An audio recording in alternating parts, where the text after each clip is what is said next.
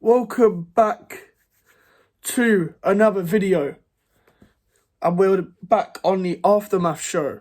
The aftermath of Arsenal 0, West Ham United 2. Make sure to like and subscribe before we get into any of the video. Now, the beauty of the Aftermath is about talking about the game in extent or just about West Ham in general. And usually I don't get to watch the games back, but I watched the game back today just on Amazon Prime because sometimes you can rewatch the games. And there's some things to talk about. Now, obviously, it all started with Zuma was out. So Ogbonna had to come in. We all had our doubts. I thought Zuma Mavropanos against Man United they did really well. They intercepted everything.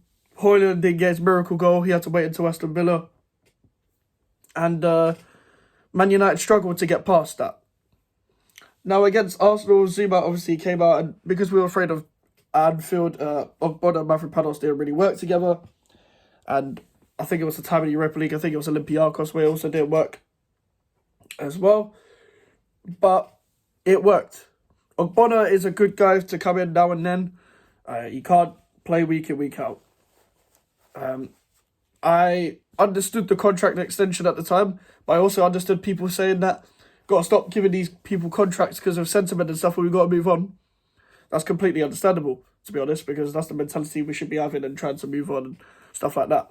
But Ogbonna brings experience, and experience showed against Arsenal. We've got the oldest squad in the league, I think. It's us and Fulham with the oldest squads, and we showed our experiences. We've got the balance of youth with Kudus now. Well, I guess that's one young guy in that starting 11. But you got to have the balance of youth and experience. You can't have too much youth. You can't have too much experience because you want the balance of mobility, pace, reading the game. You will get that with different things. You just got to be good enough. That's why I don't buy into buying players of a certain age group. But I do believe in lowering the average age of the squad based on the fact that we need more excitement because we've got the experience. Now let's get a bit of youth so we can balance it out.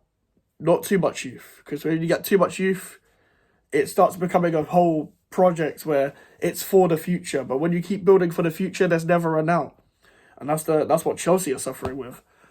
But in general, I know Arsenal fans probably feel like West Ham didn't even play well and stuff like that, but you don't have to have all of the ball and take 30 shots from outside the box to play well.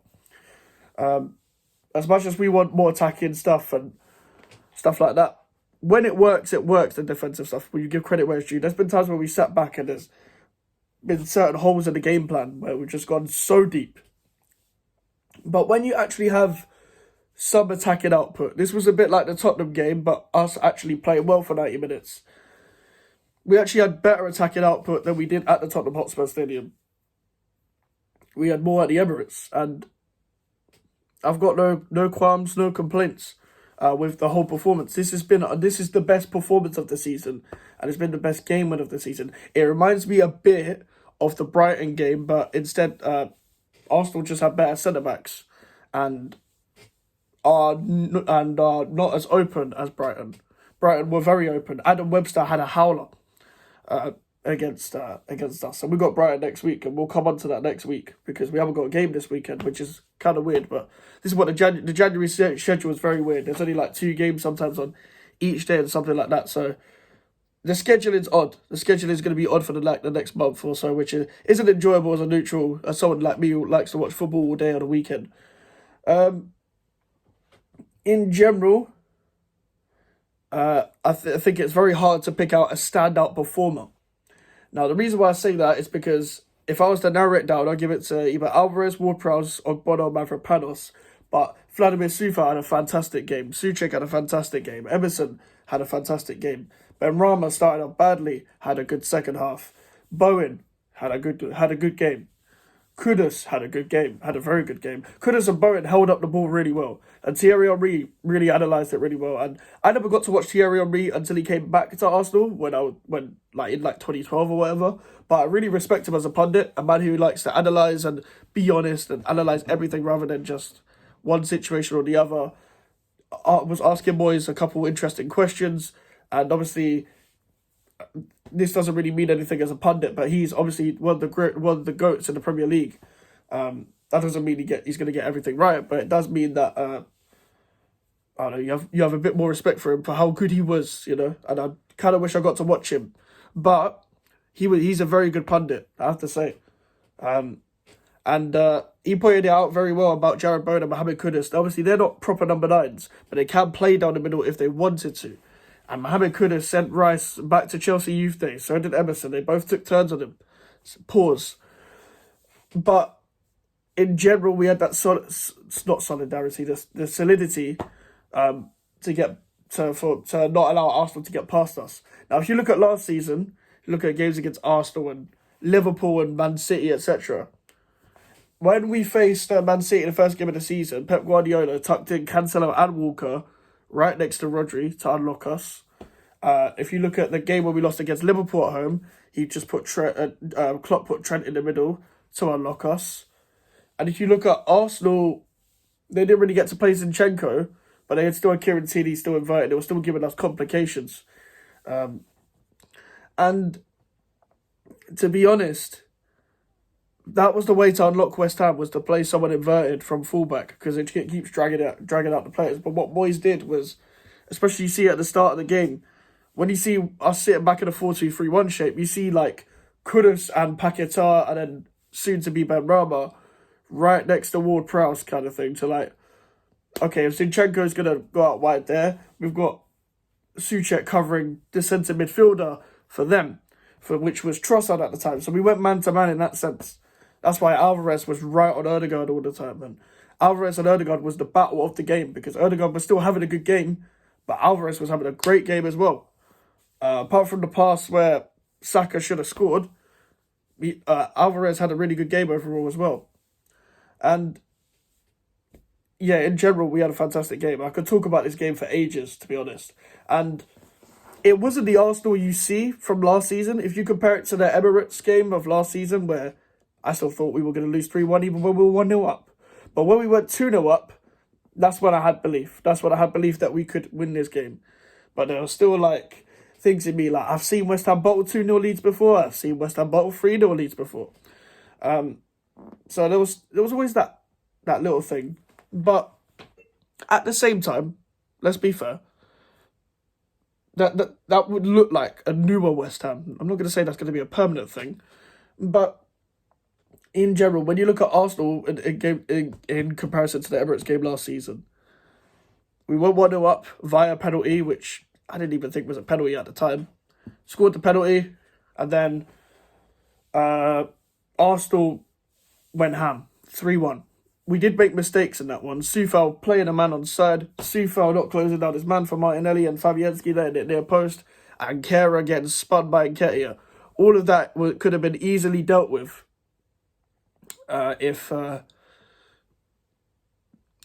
we had any common sense. But at this time, there wasn't any individual mistakes. Everyone was concentrating. Everyone was just using their height, their experience, their strength. Souček was going in for the blocks. Alvarez was going in for tackles. Soufal had Martinelli done out. Martinelli hasn't been good. And when you watch Arsenal, again, compared to the Emirates game to last season, they were moving the ball quicker. Now, they're playing this slower, controlled football, and I use the word controlled in quotation marks because controlled is probably just a PR word for it just being a lot slower. Because I feel like they feel their attack hasn't clicked yet, it's going to click into gear.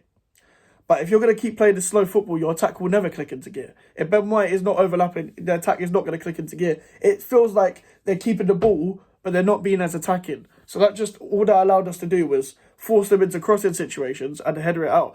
And even when we missed some of the headers, Jesus would miss the header. If that's an Ivan Toney, that's probably going to go in, unfortunately, for us. But luckily, they don't have an Ivan Toney. And Ivan Toney would have been suspended for this game anyway. He's coming back next month. But Jesus isn't a proper number 9, is he? Like he's just he's a guy who's probably better off the right. I always liked him off the right, playing for Manchester City. I think he's a very good footballer, but never a striker. And Nketiah isn't a striker, but to be fair to Nketiah, the game was done by then. You can't really blame Nketiah for that. You can't blame Nelson, can't blame Smith for it. You couldn't really necessarily blame their subs if you're looking from an Arsenal perspective. You look more, from not the manager, but from the players that they started. The players that they started, like, didn't do good enough. Like, Trossard was having a howler. Trossard always plays well against us, but I've never rated Trossard in midfield. I'm sorry. But I had a feeling that, okay, Havertz is suspended. Trossard will start. I don't think they miss Kai Havertz, in my opinion. They're going to say that, obviously. Because the movement in the box wouldn't have made any difference because our defenders were on job. It was our defence, not because you missed Kai Havertz. You wouldn't have won the game. Like, that's Arsenal fans for you. They missed Kai Havertz. It was VAR's fault. You could not see the fucking ball because Jarrod Bowen's right leg. You cannot see it. They should have better cameras there. It's actually common sense for the Premier League. Just stick a GoPro in goal that's facing both of the angles. Stick 2 GoPros in. YouTubers have a better setup than the fucking Premier League when it comes to goalkeepers and football challenges. Like, come on. Like, it's common sense, and VAR didn't affect them from scoring. VAR also should have, the referee also should have gave Saka a yellow card for fucking diving, because it was a blatant dive. His hair's dyed out to be looking like a fucking cabbage head now. He's just fucking dived.